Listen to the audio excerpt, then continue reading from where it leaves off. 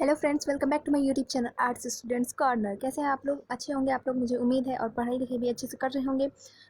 आज मैं आपके लिए लेकर आ गई हूँ किनशिप कास्ट एंड क्लास का थर्ड पार्ट वीडियो का, जिसमें कि हम लोग पढ़ेंगे इसका third topic, social differences within and beyond the framework of caste. आज मैं कुछ भी बकैती नहीं करने वाली हूँ, बिना देरी की फटाफट से शुरू करते हैं। आप लोग अपने साथ बुक खोल लीजिएगा और अच्छा लगे तो लाइक कर दीजिएगा, अपने फ्रेंड्स के साथ शेयर कर दीजिएगा और चैनल को सब्सक्राइब करना मत भूलिएगा। चलिए शुरू करते हैं।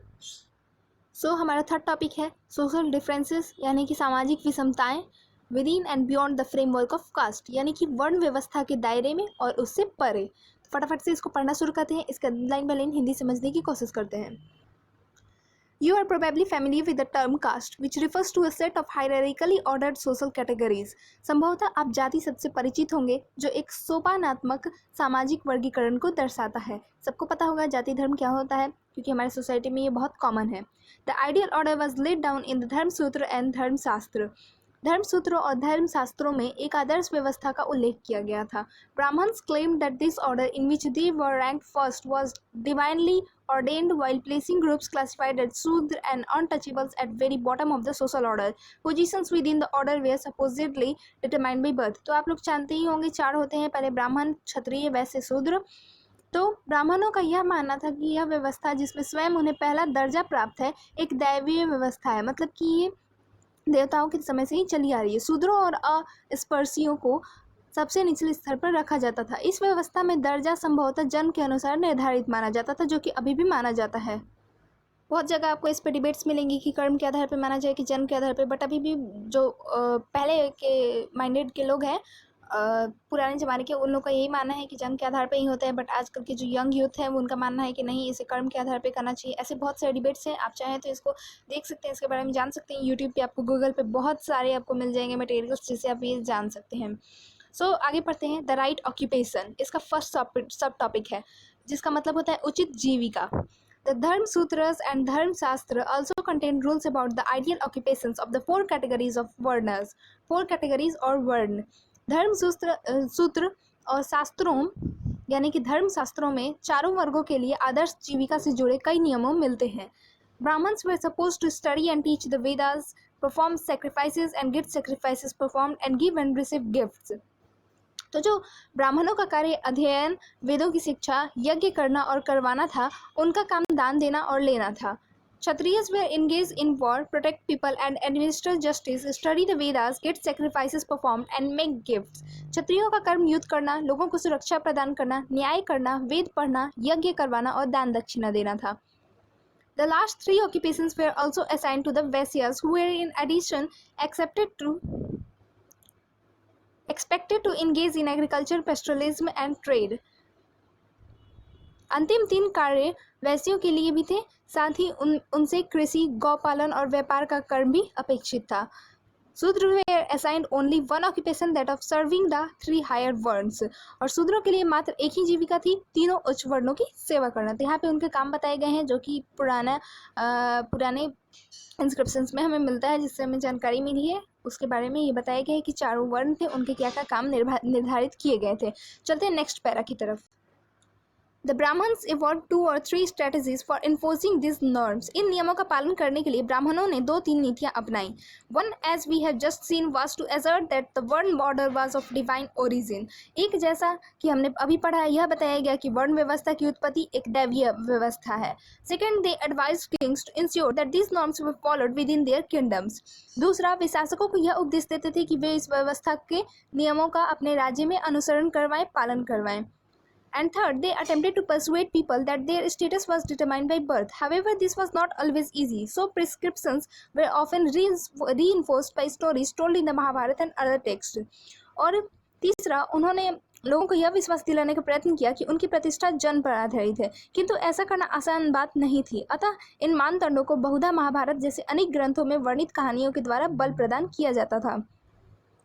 ये क्वेश्चन आपके लिए आ सकता है कि इन नियमों का पालन करवाने के लिए ब्राह्मणों ने कौन सी 2-3 नीतियाँ तैयार की और जिसको अपनाई। ये क्वेश्चन आता है, आ भी सकता है, आप लोग इसको जरूर याद कर लीजिएगा, इंपॉर्टेंट है। जैसे कि मैं अपने हर वीडियो में बताती हूँ, अगर आपको ये ब्लू बॉक्सेस के बारे में पढ़ना है, जानना है, इसके क्वेश्चंस को डिस्कस तो आपको इसके लिए अलग से वीडियो मिल जाएगा मेरे चैनल पे।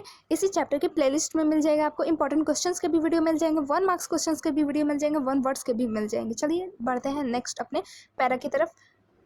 सो फ्रेंड्स, ये है हमारा सेकंड सब टॉपिक जिसका कि नाम है नॉन क्षत्रिय किंग्स। इसके बारे में भी हम लोग पढ़ेंगे।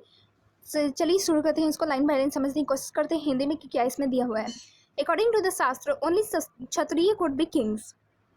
शास्त्रों के अनुसार केवल क्षत्रिय राजा हो सकते थे। However, several important ruling lineages probably had different origins. किंतु अनेक महत्वपूर्ण राजवंशों की उत्पत्ति अन्य वर्णों से भी हुई थी। The social background of the Mauryas, who ruled over a large empire, has been hotly debated. While later Buddhist texts suggested they were Kshatriyas, Brahmanical texts described them as low origin. तो मौर्य वंश जिसने एक विशाल साम्राज्य पर शासन किया था के उद्भव पर गर्मजोशी से बहस होती रही है। बाद के बौद्ध ग्रंथों में यह इंगित किया गया है कि वे क्षत्रिय थे, यानी कि जो मौर्यास थे, किंतु ब्राह्मणीय शास्त्र उन्हें निम्न कुल का मानते हैं, यानी कि लोअर ओरिजिन का मानते हैं। The Shungas and Kanvas, the immediate successors of Mauryas, were Brahmins. In fact, the political power was effectively open to anyone who could muster support and resources, and rarely depended on both as a Kshatriya. Shunga और कण्व जो मौर्यों के उत्तराधिकारी थे, ब्राह्मण थे। वस्तुतः राजनीतिक सत्ता का उपभोग हर वह व्यक्ति कर सकता था जो समर्थन और संसाधन जुटा सके। राजत्व क्षत्रिय कुल में जन्म लेने पर शायद ही निर्भर करता था। Other rulers such as Sakas, who came from Central Asia, were regarded as Lenchas. अन्य शासकों को जैसे शक जो मध्य एशिया से भारत आए थे, ब्राह्मण, मलेच्छ, बर्बर अथवा अन्य देशीय मानते थे।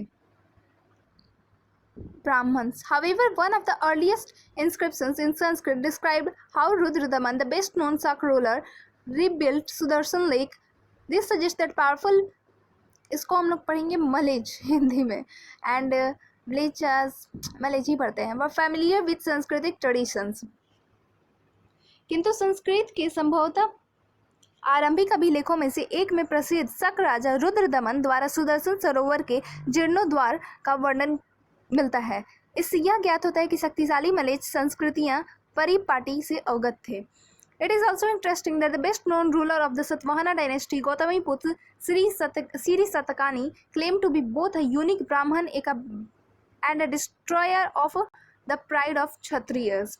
एक और दिलचस्प बात यह है कि सतवाहन कुल के सबसे प्रसिद्ध शासक गौतमीपुत्र श्री सातकर्णी ने स्वयं को अनूठा ब्राह्मण और साथ ही क्षत्रियों के दर्प का हनन करने वाला बताया था। He also claimed to have ensured that there was no intermarriage amongst members of 4 varnas. At the same time, he entered into marriage alliance with the king of Rudradaman.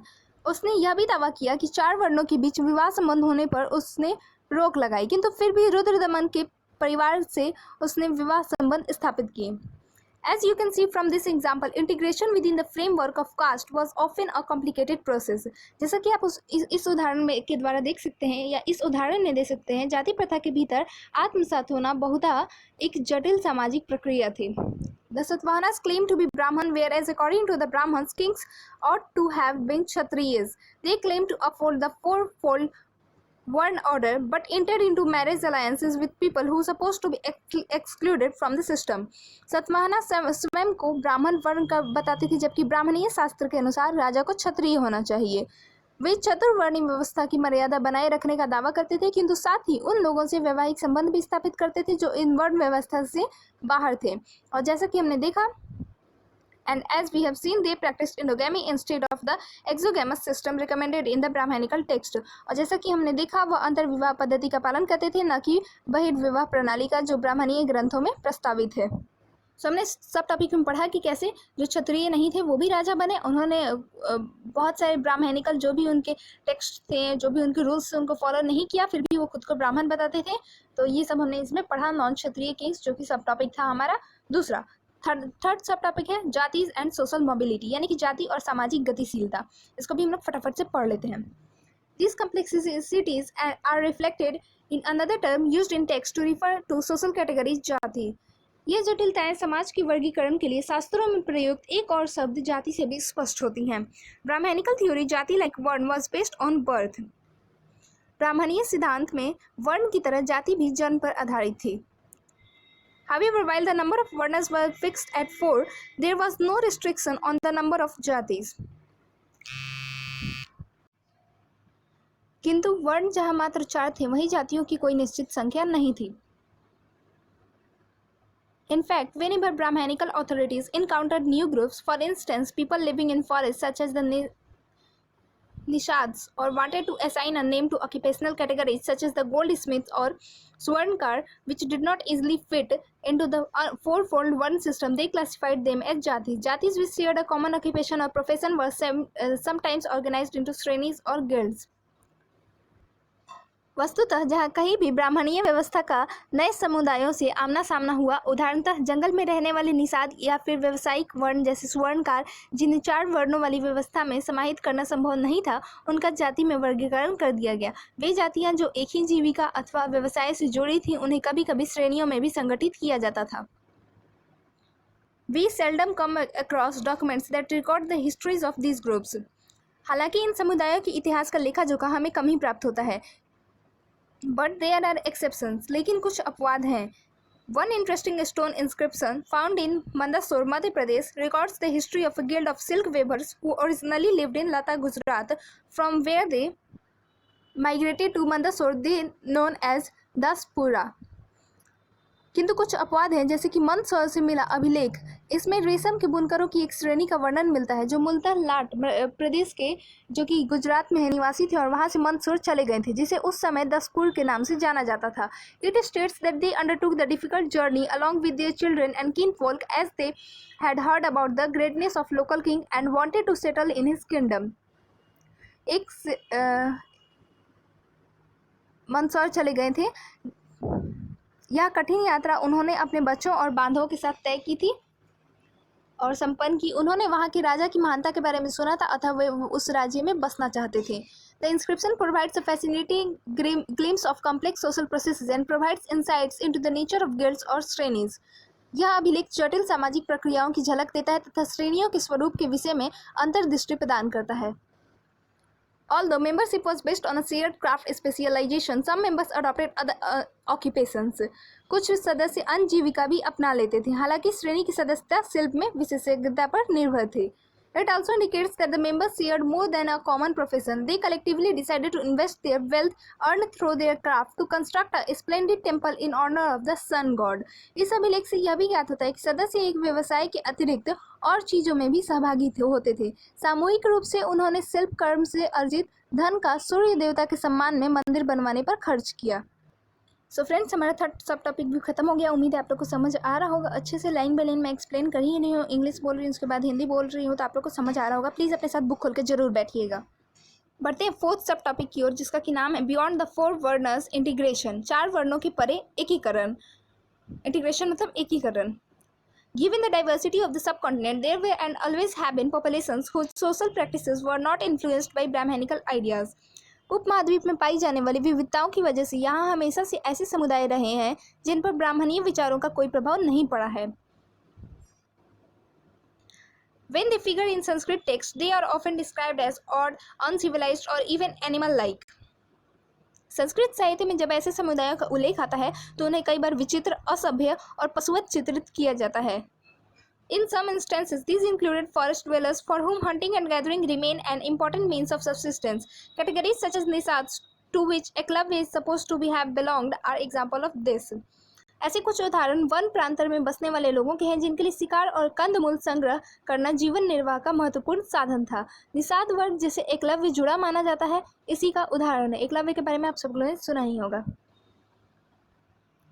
Others who were viewed with suspicion included populations such as nomadic pastoralists who could not be easily accommodated within the framework of settled agriculturists. यायावर पशु पालकों के समुदाय को भी शंका की दृष्टि से देखा जाता था, क्योंकि उन्हें आसानी से बसे हुए कृषि कर्मियों के सांचे के अनुरूप नहीं ढाला जा सकता था। Sometimes those who spoke non-Sanskritic languages were labeled as bleach and looked down upon. यदा-कदा उन लोगों को जो असंस्कृतिक भाषी थी या भाषा के उपयोग करते थे, उन्हें मलेच्छ कर हे दृष्टि से देखा जाता था। There was nonetheless also a sharing of ideas and beliefs between these people. The nature of relations is evident in some stories in Mahabharat. किंतु इन लोगों के बीच विचारों और मतों का आदान प्रदान होता था। उनके संबंधों के स्वरूप के बारे में हमें महाभारत की कथाओं से ज्ञात होता है। सो हमारा फोर्थ सब टॉपिक खत्म हो गया। ये हमारा फिफ्थ सब टॉपिक बियॉन्ड द फोर वर्ण सब ऑर्डिनेशन एंड कन्फ्लिक्ट, यानी कि 4 वर्णों के परे, जो कि हमने फोर्थ में भी पढ़ा था, अधीनता और संघर्ष अब हम इसमें पढ़ेंगे। While the Brahmins considered some people as being outside the system, they also developed a sharper social divide by classifying certain social categories as untouchable. ब्राह्मण कुछ लोगों को वर्ण व्यवस्था वाली सामाजिक प्रणाली से बाहर मानते थे। साथ ही उन्होंने समाज में कुछ वर्णों को अस्पर्श घोषित कर दिया था, मतलब कि अछूत घोषित कर सामाजिक वैषम्य को और अधिक प्रखर बनाया। This rested on a notion that certain activities, especially those connected with the performance of rituals, were sacred and by extension pure. ब्राह्मणों का यह मानना था कि कुछ कर्म, खास तौर से जो वे अनुष्ठानों से संपादन से जुड़े थे, पुनीत और पवित्र थे। अतः अपने को पवित्र मानने वाले लोग अस्पर्शियों से भोजन नहीं स्वीकार करते थे। Those who considered themselves pure avoided taking food from those they designated as untouchable. In sharp contrast to the purity aspect, some activities were regarded as particularly polluting. पवित्रता के इस पहलू के ठीक विपरीत कुछ कार्य ऐसे थे जिन्हें खास तौर से दूषित माना जाता था। These included handling corpses and dead animals. शवों की अंत्येष्टि और मृत पशुओं को छूने वाले को चांडाल कहा जाता था। These included handling those who performed such tasks designated as chandals were placed at very bottom of the hierarchy. Their touch and in some cases even seeing them was regarded as polluting by those who claimed to be at the top of the social order. उन्हें वर्ण व्यवस्था वाले समाज में सबसे निम्न कोटि में रखा जाता था। वे लोग जो स्वयं को सामाजिक कर्म के सबसे ऊपर मानते थे, इन चांडालों का स्पर्श, यहाँ तक कि उन्हें देखना भी अपवित्रकारी मानते थे। The Manusmriti laid down the duties of chandals. Manusmriti में चांडालों के कर्तव्यों की सूची मिलती है। They had to live outside the village, use discarded utensils and wear cloth of dead and ornaments of iron. उन्हें गांव के बाहर रहना होता था। वे फेंके हुए बर्तनों का इस्तेमाल करते थे, मरे हुए लोगों के वस्त्र तथा लोहे के आभूषण पहनते थे। They could not walk about in villages and cities at night. They had to dispose of the bodies of those who had no relatives and served as executioners. रात्रि में वे गांव और नगरों में चल फिर नहीं सकते थे। संबंधियों से विहीन मृतकों की उन्हें अंत्येष्टि करनी पड़ती थी तथा वधिक के रूप में भी कार्य करना होता था। Much later, the Chinese Buddhist monk Fayan wrote that untouchables had to sound a clapper in the street so that people could avoid seeing them. चीन से आए जो एक बौद्ध तीर्थयात्री थे, बौद्ध भिक्षुक थे, फाहियान का कहना था कि जो अछूत लोगों थे उनको सड़क पर चलते हुए ताली बजाने या करताल बजाकर अपने होने का सूचना देना पड़ता था, जिससे अन्य जन उन्हें देखने के दोष से बच जाएं। Another Chinese pilgrim, Zhuangzang, observed that executioners and scavengers were forced to live outside the city. और एक और चीनी तीर्थयात्री स्वयं सांग कहता है कि वधिक और सफाई करने वालों को नगर से बाहर रहना पड़ता था। By examining non-Brahminical texts which depict the lives of Chandals, historians have tried to find out whether Chandals accepted the life of degradation prescribed in the Shastra. अब्राह्मणीय ग्रंथों में चित्रित चांडालों के जीवन का विश्लेषण करके इतिहासकारों ने यह जानने का प्रयास किया कि क्या चांडालों ने शास्त्रों में निर्धारित अपने हीन जीवन को स्वीकार कर लिया था। Sometimes these depictions correspond with those in Brahminical text, but occasionally these are hints of different social realities. यदा-कदा इन ग्रंथों के चित्रण और ब्राह्मणीय ग्रंथ में हुए चित्रण में समानता है, परंतु कभी-कभी हमें एक भिन्न सामाजिक वास्तविकता मिलती है। सो फ्रेंड्स, हमारा जो थर्ड टॉपिक था वो खत्म हो चुका है। फोर्थ टॉपिक है ये beyond birth, resources and status. इसको हम लोग नेक्स्ट वीडियो के पार्ट में करेंगे, उसमें हम लोग इसको समझेंगे। ऐसे ही वीडियो बहुत लंबा हो चुका है। सो उम्मीद है मैंने आप लोग का ज़्यादा टाइम वेस्ट नहीं किया होगा, सीधे सीधे मैंने आज पढ़ाया है। उम्मीद है आप लोग को समझ आया होगा। बहुत ही ईजी चैप्टर है, इसमें समझने में ज़्यादा कुछ जटिल बात नहीं है। तो अच्छा लगा तो लाइक कर दीजिएगा, शेयर कर दीजिएगा अपने फ्रेंड्स के साथ, और चैनल को सब्सक्राइब करना मत भूलिएगा। Thank you for watching the video.